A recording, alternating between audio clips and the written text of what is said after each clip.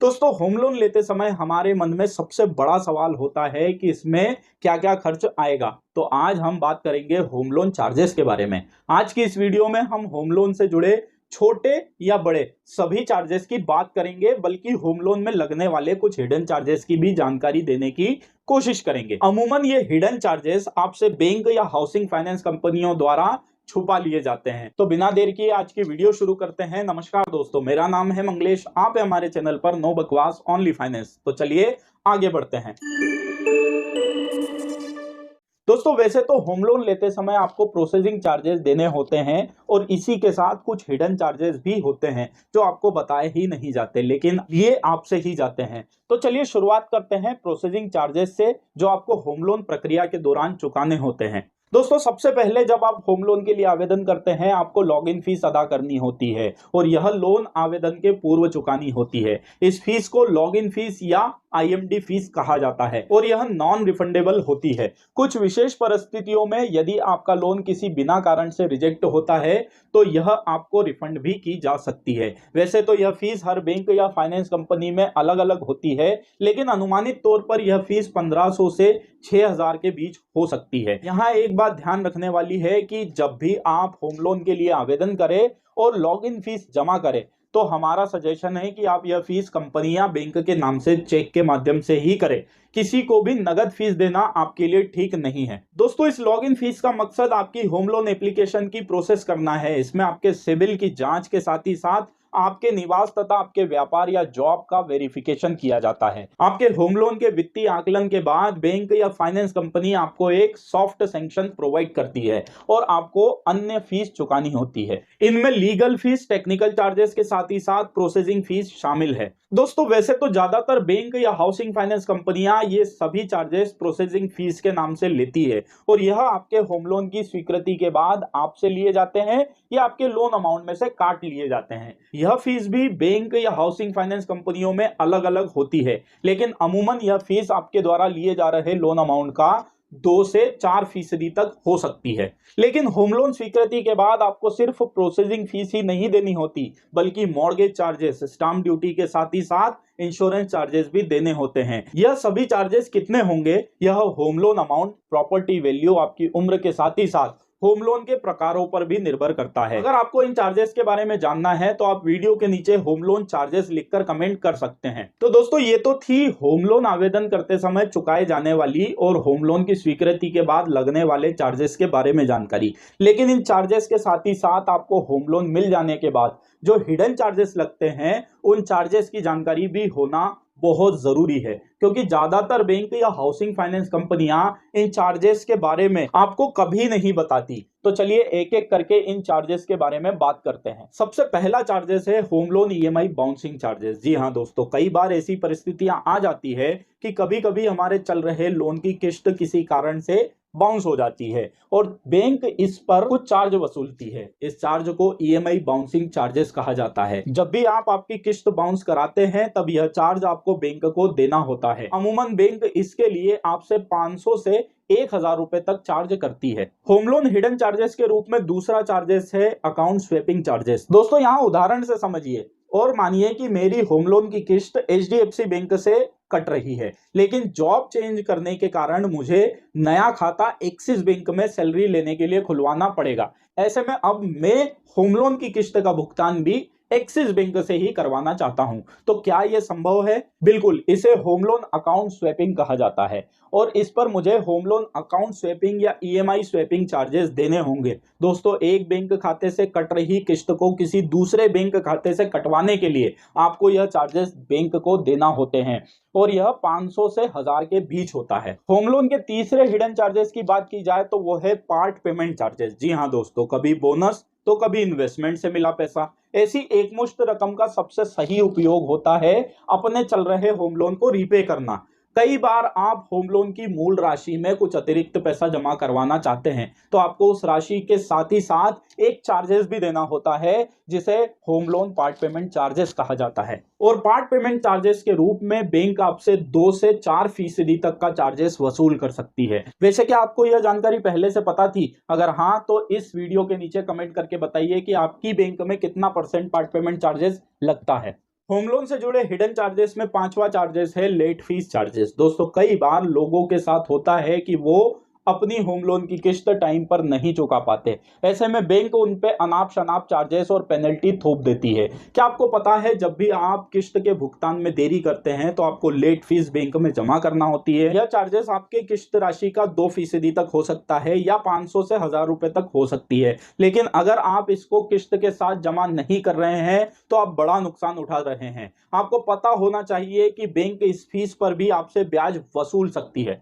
अगले hidden charges की बात की जाए तो वो है होम लोन फोरक्लोजर या प्रीपेमेंट चार्जेस। दोस्तों होम लोन बंद करवाना एक अच्छा डिसीजन है, लेकिन क्या आपको पता है होम लोन समय से पहले बंद करवाने पर आपको बैंक को पेनल्टी देना होती है। जी हाँ दोस्तों, एक निश्चित समय अवधि के पहले यदि आप होम लोन बंद करवाते हैं तो आपको कुछ चार्ज बैंक को देना होता है, जिसे फोरक्लोजर या प्रीपेमेंट चार्जेस कहा जाता है। वैसे तो हर बैंक में यह अलग अलग होता है, लेकिन अमूमन फोरक्लोजर चार्जेस बचे हुए लोन का 2 से 4% तक हो सकता है। इसके अलावा यह फोरक्लोजर चार्जेस लोन के प्रकारों पर भी निर्भर करता है। होम लोन से जुड़ा सातवां हिडन चार्जेस है home loan balance transfer charges. जी हाँ दोस्तों, यह एक ऐसा चार्जेस है जो हर बैंक लगभग आपसे छुपाती ही है और यह बहुत भारी पड़ता है। दोस्तों ज्यादातर लोग कम ब्याज या ज्यादा लोन अमाउंट के लिए एक बैंक से दूसरी बैंक में अपने चल रहे होम लोन को ट्रांसफर करवाते ही है और इस प्रोसेस को होम लोन ट्रांसफर कहा जाता है। लेकिन वर्तमान बैंक इस होम लोन ट्रांसफर के एवज में हमसे भारी भरकम चार्ज वसूलती है, जिसे बैलेंस ट्रांसफर चार्जेस या बीटी चार्जेस कहा जाता है। यह चार्ज बचे हुए लोन अमाउंट का लगभग 2 से 4% तक हो सकता है। क्या आपको आपके चल रहे होम लोन का बीटी चार्जेस पता है? यदि नहीं तो आप आपकी बैंक या हाउसिंग फाइनेंस कंपनी का नाम वीडियो के नीचे कमेंट बॉक्स में लिख दे। हम आपको बताएंगे कि आपकी बैंक या हाउसिंग फाइनेंस कंपनी में आपको कितना बैलेंस ट्रांसफर चार्जेस चुकाना पड़ेगा। होम लोन से जुड़ा आठवां हिडन चार्जेस है डॉक्यूमेंट कलेक्शन चार्जेस। जी हाँ दोस्तों, क्या आपको पता है आपके चल रहे होम लोन में आपने जब होम लोन लिया था तब जो डॉक्यूमेंट दिए थे उसकी बाद में यदि आपको जरूरत पड़ती है और उसकी कॉपी आपको बैंक से लेना है तो इसका भी चार्जेस देना पड़ता है। जी हाँ दोस्तों, इसको कहते हैं डॉक्यूमेंट कलेक्शन चार्जेस। जब भी आप बैंक से आपके जमा डॉक्यूमेंट की कॉपी की डिमांड करते हैं तो बैंक आपसे चार्जेस वसूल करती है। ये चार्जेस 500 से लेकर 2000 रुपए तक डॉक्यूमेंट कलेक्शन चार्जेस के रूप में आपको देने होते हैं।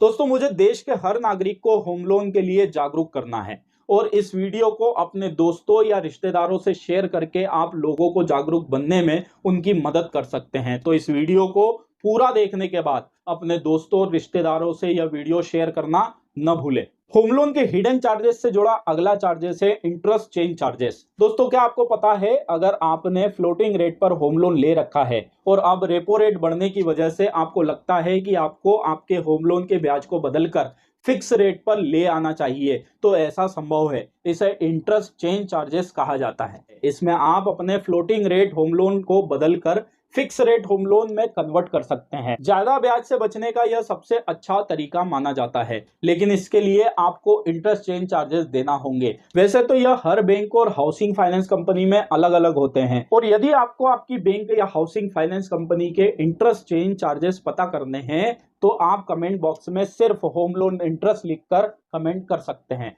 मैं आपको बताऊंगा कि आपकी बैंक आपके ब्याज के प्रकार को बदलने का आपसे क्या चार्जेस वसूल करने वाली है। वैसे होम लोन के फ्लोटिंग और फिक्स रेट को समझना भी आपको जरूरी है और इसे ही समझाने के लिए आप हमारी यह वीडियो देख सकते हैं। इस वीडियो की लिंक हम पिन कमेंट में आपको दे देंगे। दोस्तों होम लोन से जुड़ा 10वां हिडन चार्जेस है टेन्योर चेंज चार्जेस। हाँ दोस्तों, होम लोन के 5 या 10 साल की किस्त चुकाने के बाद अचानक आपको ऐसा लगता है कि किस्त का अमाउंट अब कम करना चाहिए, तो क्या आप ऐसा कर सकते हैं? जी हाँ, बिल्कुल आप ऐसा कर सकते हैं। आप आपके चल रहे होम लोन की अवधि को थोड़ा और बढ़ाकर अपनी किस्त का अमाउंट थोड़ा कम कर सकते हैं। इस प्रोसेस को रीशेड्यूलिंग या रीस्ट्रक्चरिंग कहा जाता है, लेकिन इसमें आपको बैंक को थोड़ा चार्ज देना पड़ता है, जिसे टेन्योर चेंज या रीशेड्यूलिंग चार्जेस कहा जाता है और यह चार्जेस हर बैंक या हाउसिंग फाइनेंस कंपनी में अलग अलग होते हैं। अमूमन इन चार्जेस के रूप में आपको बचे हुए लोन अमाउंट का 1 से 2% तक चुकाना पड़ सकता है। दोस्तों होम लोन में हिडन चार्जेस में अगला है लीगल चार्जेस। जी हाँ दोस्तों, क्या आपको पता है आप जब होम लोन लेने जाते हैं तो बैंक आपकी संपत्ति की कानूनी जांच कराती है और यह कभी नहीं बताती कि इस जांच में उसने क्या पाया और साथ ही आपसे उस पे एक लीगल चार्जेस के नाम से खर्च भी वसूल लेती है और आपको पता भी नहीं लगता। जी हाँ दोस्तों, जब आप होम लोन लेते हैं तो आपकी होम लोन प्रोसेसिंग फीस में लीगल फीस भी होती है। इस फीस का बर्डन आप पर ही होता है और बैंक इस फीस से वकील के माध्यम से आपकी संपत्ति की कानूनी जांच कराती है और एक रिपोर्ट तैयार करवाती है और यह रिपोर्ट आपको आपके बैंक से मांगना जरूरी है। यह फीस भी हर बैंक में अलग अलग होती है, लेकिन अमूमन यह फीस 2,000 रुपए से 5,000 अथवा आपके लोन अमाउंट का आधा फीसदी तक हो सकती है। होम लोन से जुड़ा अगला हिडन चार्जेस है टेक्निकल चार्जेस। दोस्तों, क्या आपको पता है जब भी आप होम लोन लेने जाते हैं तो बैंक या हाउसिंग फाइनेंस कंपनी आपकी प्रॉपर्टी की तकनीकी जांच कराती है और उसका चार्ज भी आपसे ही लेती है। लेकिन इस तकनीकी जांच यानी टेक्निकल वेरिफिकेशन में आखिर होता क्या है? टेक्निकल वेरिफिकेशन होम लोन की सबसे महत्वपूर्ण जांच होती है और यह एक पेशेवर प्रॉपर्टी वैल्यूअर से कराई जाती है। इसमें आपकी संपत्ति का आइडेंटिफिकेशन, आपकी प्रॉपर्टी की कीमत का आकलन और साथ ही साथ संपत्ति से जुड़े रिस्क की जांच होती है। टेक्निकल चार्जेस अमूमन 2,000 से लेकर 5,000 रुपए तक होते हैं और इस जांच के बाद वैल्यूअर एक रिपोर्ट बैंक को सौंपता है जिसके आधार पर आपका लोन स्वीकृत होता है। इसके अलावा बैंक चल रहे होम लोन पर भी हर साल आपकी संपत्ति वैल्यू की जांच के लिए टेक्निकल वेरिफिकेशन कराती है और इस पर लगने वाला खर्च भी आपके होम लोन में जोड़ दिया जाता है। क्या आपको यह बात पहले से पता थी? शायद नहीं, क्योंकि लगभग सभी बैंक या हाउसिंग फाइनेंस कंपनियां इस तरह के चार्जेस आपको कभी बताती भी नहीं है। तो चलिए अगले हिडन चार्जेस पे चलते हैं, जो है होम लोन इंश्योरेंस। दोस्तों, होम लोन लेते समय सबसे बड़ा खर्च होता है होम लोन इंश्योरेंस का। लेकिन क्या आपको पता है यह क्यों किया जाता है और इसका खर्च कितना होता है और यह लेना भी चाहिए या नहीं? तो आपकी जानकारी के लिए बता दें कि होम लोन इंश्योरेंस आपके लोन को कवर करने के लिए किया जाता है और यह परिवार में सबसे ज्यादा कमाई करने वाले सदस्य को इंश्योर करता है। चल रहे होम लोन के बीच यदि परिवार के इस सदस्य की मृत्यु हो जाती है तो बैंक आपके होम लोन का बचा हुआ अमाउंट सीधे बीमे से कवर करती है। खर्च की बात करें तो यह आपके द्वारा लिए जा रहे लोन अमाउंट का 3 से 5% तक हो सकता है। अपने होम लोन की सुरक्षा और परिवार के कमाई करने वाले सदस्य की मृत्यु हो जाने के बाद होम लोन का बोझ परिवार के अन्य सदस्यों पर ना आए, इसके लिए होम लोन इंश्योरेंस जरूर करवाना चाहिए। क्या आपने होम लोन बीमा करवाया है? कमेंट में हाँ या ना का जवाब जरूर दें।